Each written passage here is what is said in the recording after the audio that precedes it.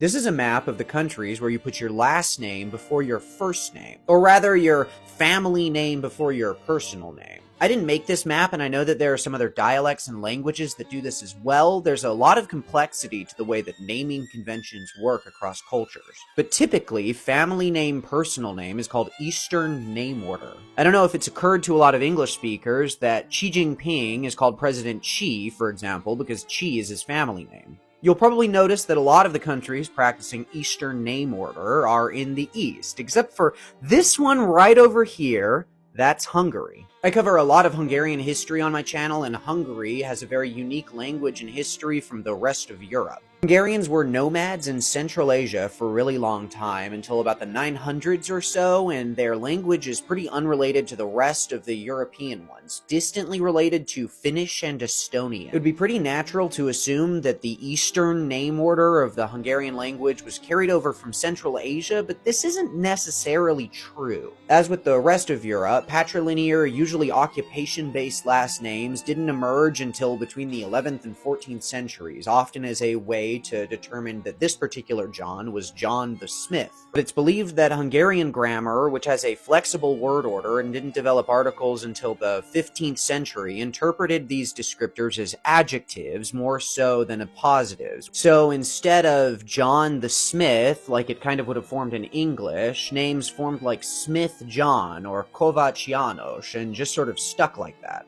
So Hungarians may have a distant relationship to the quote East and may practice the so-called Eastern naming order, but the origins are a little more nuanced than that. But anyway, subscribe for more Hungarian history and let me know how naming conventions work where you come from.